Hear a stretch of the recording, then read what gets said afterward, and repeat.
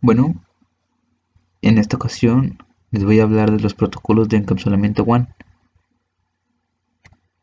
Comenzamos con el protocolo HDLC. ¿Qué es el protocolo HDLC? Es un protocolo síncrono de capa de enlace de datos orientado a bits desarrollado por la Organización Internacional para la Estandarización. El estándar actual para HDLC es ISO 13239. HDLC se desarrolló a partir del estándar de control de enlace de datos síncronos SDLC propuesto en la década de los 70. Además, proporciona servicio orientado a la conexión y sin conexión. HDLC utiliza la transmisión serial síncrona, que proporciona una comunicación sin errores entre dos puntos.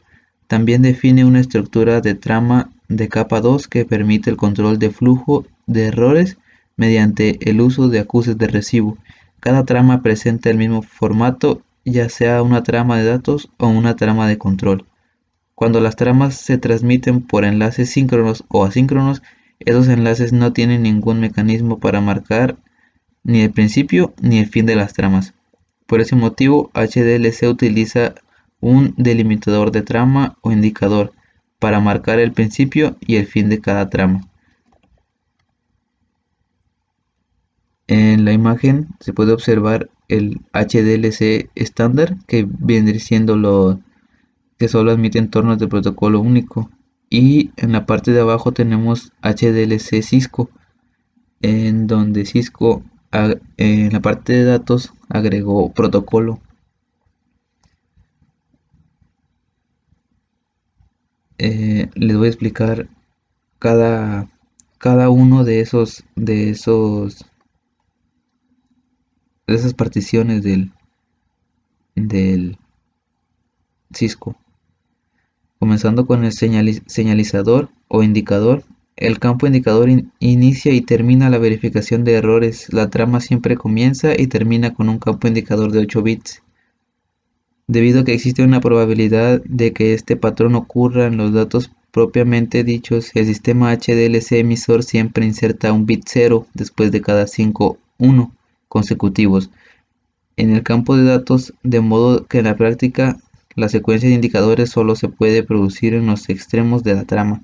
El sistema receptor elimina los bits introducidos cuando las tramas se transmiten en forma consecutiva. El indicador de fin de la primera trama se utiliza como indicador de inicio de la trama siguiente. La dirección. El campo de dirección contiene la dirección HDLC de la estación secundaria. Esta dirección puede contener una dirección específica, una dirección de grupo o una dirección de difusión. Una dirección principal es su origen o un destino de comunicación, lo que elimina la necesidad de incluir la dirección de la estación principal. Control. El campo control utiliza tres formatos diferentes según el tipo de trama HDLC que se use. Trama de información. La trama de información transporta información de capa superior y determina información de control. Esta trama envía y recibe números de secuencia y el bit de sondeo final. Realiza el control de flujo y de errores. El protocolo solo se usa en HDLC de Cisco. Este campo especifica el tipo de protocolo encapsulado dentro de la trama. Datos. El campo de datos contiene una unidad de información de ruta, PIU, o información de identificación de intercambio.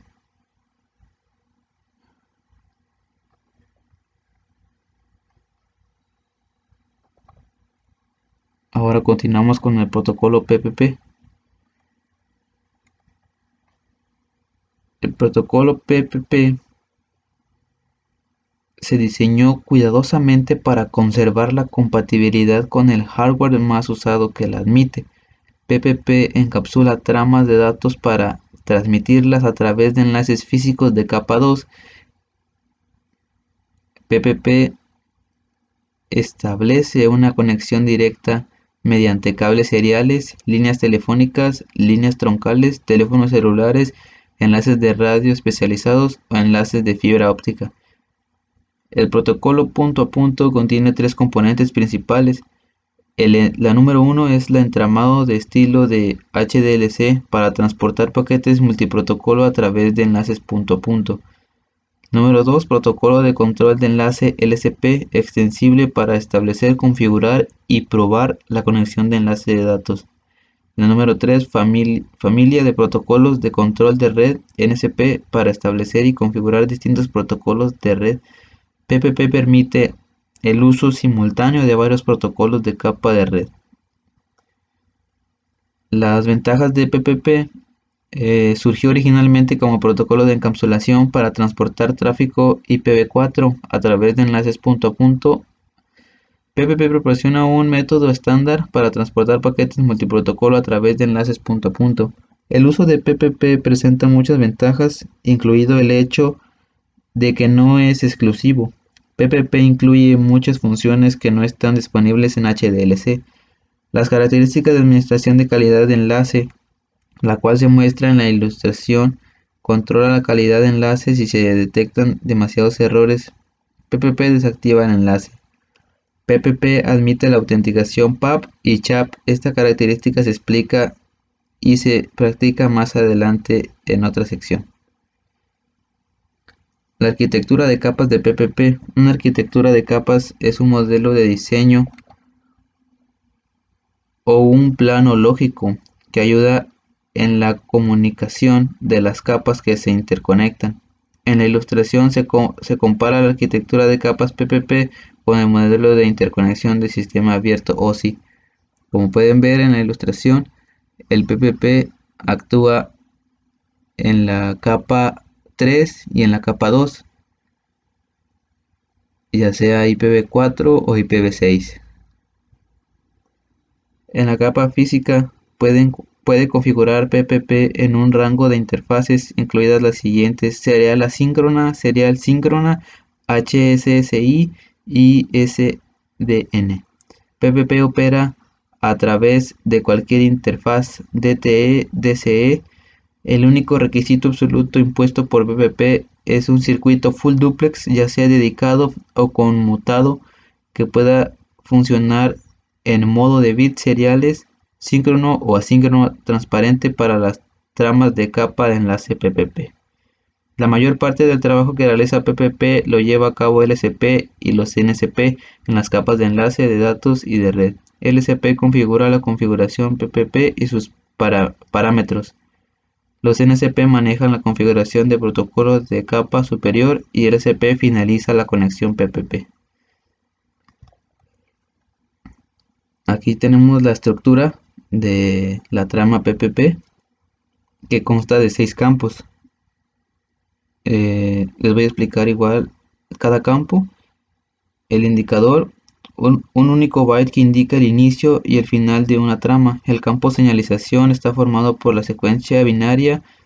En tramas PPP sucesivas solo se usa un carácter señalador único.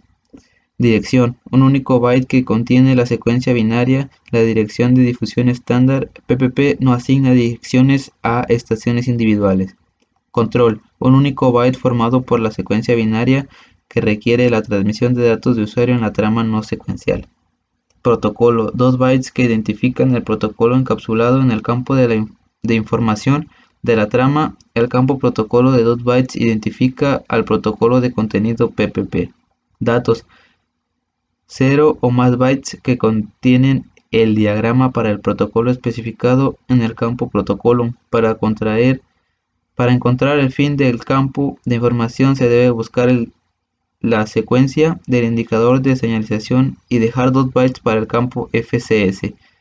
Secuencia de verificación de trama, que es FCS, normalmente de 16 bits, mediante un acuerdo previo con la aceptación de las implementaciones PPP se puede utilizar una FCS de 32 bits, que viene siendo 4 bytes, para una mayor detección de errores. Aquí podemos ver las diversas funciones optativas como se muestra en la imagen. Estas funciones optativas incluyen lo siguiente: autenticación mediante PAP o CHAP, compresión mediante stacker o predictor, multienlace que combina dos o más canales que aumentan el ancho de banda WAN.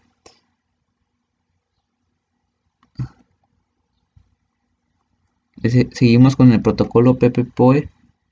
El protocolo punto a punto sobre Ethernet se refiere al sistema utilizado para conectar múltiples dispositivos como ordenadores, portátiles, teléfonos inteligentes, etc. en una LAN Ethernet, que es una red de área local. Como un objetivo principal, PPPoE se utiliza generalmente en un edificio u oficina para permitir a los usuarios compartir una línea de abandono digital DSL común, una conexión inalámbrica o incluso una conexión de módem por cable para internet. Esto ayuda a promover el flujo libre y constante de información para el grupo de modo que los datos y la información puedan ser utilizados de manera organizada. El PPP, protocolo punto a punto en PPPoE, se utiliza comúnmente en conexiones de acceso telefónico, en la mayoría de los casos en PPP. Los datos y la información residen dentro de una trama Ethernet. PPPoE fue diseñado principalmente para la gestión de datos que han sido transmitidos a través de red Ethernet. Hay muchas ventajas que las conexiones PPPoE pueden proporcionar. Sin embargo, los proveedores de servicios de Internet tendrían que proporcionar un tipo especial de soporte de conexión, ya que las conexiones de base PPPoE son diferentes de las conexiones DSL, de acceso telefónico o de cable, que siempre están conectadas. Además, varios puntos y participantes diferentes comparten la misma conexión con el ISP remoto. Por lo tanto, se necesita una solución para poder seguir la pista del tráfico que pasa. En este caso, PPPoE proporciona para cada una de las sesiones remotas de usuario para que pueda aprender de las direcciones de la otra red. El intercambio inicial antes de que el PPPoE sea capaz de almacenar una petición en su memoria se denomina en realidad descubrimiento.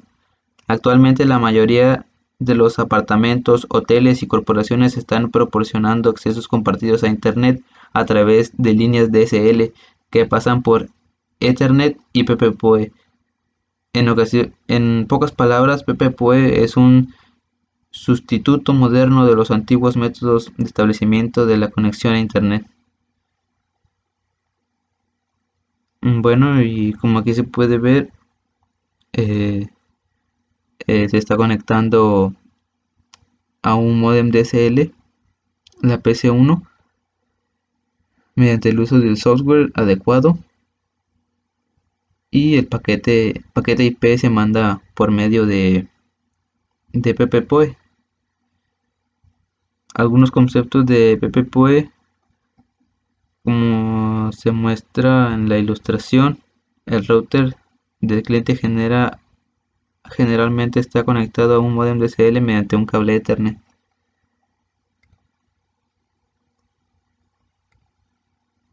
Protocolo VPN-GRE. GRE, por sus siglas en inglés, significa Generic Routing Encapsulation. Es un protocolo desarrollado por Cisco System para crear una conexión virtual privada entre dos puntos. Lo interesante de esto es que los datos son encapsulados para poder transmitirlos a través de la conexión virtual, a la cual se le conoce como túnel. Los túneles GRE también son útiles para poder establecer comunicación a través de redes donde no se tiene control o cierto tráfico no es soportado o se posee algún tipo de restricción de la red. Un caso no muy lejano sería Internet. Esto no quiere decir que solo se puedan crear túneles privados a través de redes públicas, al contrario, GRE es bastante versátil. Como se observa en la imagen, está el router 1 y router 2, y en medio está el Internet, donde tenemos el túnel GRE. ¿Cómo funciona GRE? GRE utiliza el protocolo IP como el protocolo de transporte, y es aquí donde comenzamos a hablar de tres términos con los que trabaja GRE y del por qué es importante conocerlos: protocolo pasajero, protocolo carrier y protocolo de transporte. El protocolo pasajero es todo dato que será encapsulado. El protocolo carrier es el protocolo, en este caso también es conocido como encabezado GRE. Existen otros tipos de protocolo carrier, pero en nuestro caso se utiliza GRE.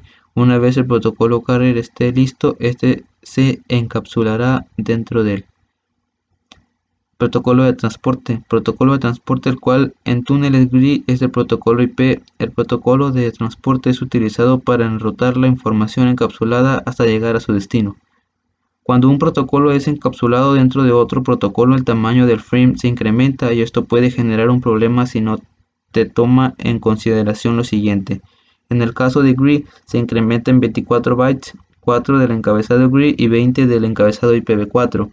Es aquí donde se pueden generar problemas con el MTU estándar, que es la unidad de transferencia máxima, es de 1500 bytes. Si utilizamos GRI, este se incrementa en 1524, lo que puede generar pérdida de paquetes o problemas de fragmentación. Bueno, a continuación les voy a mostrar una pequeña práctica de Cisco en Packet Tracer. Como ven, aquí ya tengo una pequeña red. Lo vamos a configurar con HDLC, perdón, y pues nos metemos al router 2 y ponemos enable para entrar en modo privilegiado. Configure terminal,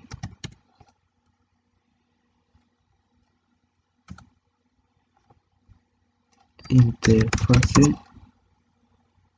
serial 0/0/0.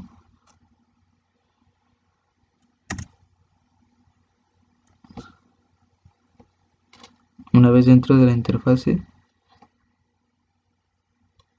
ponemos el comando encapsulation HDLC, damos exit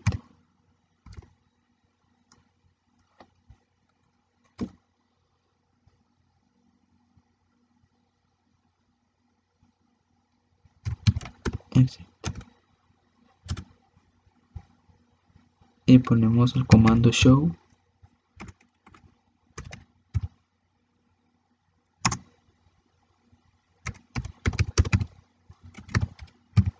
interfase 0/0/0. Y aquí nos debe aparecer que estamos utilizando la encapsulación HDLC.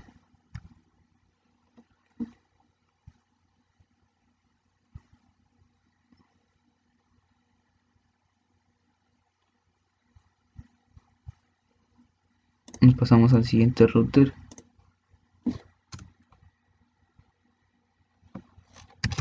Enable, configure terminal, interfase serial 0/0/0.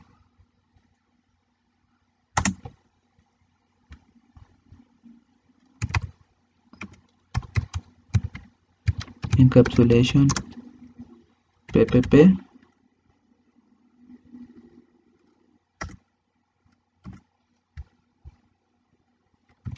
exit,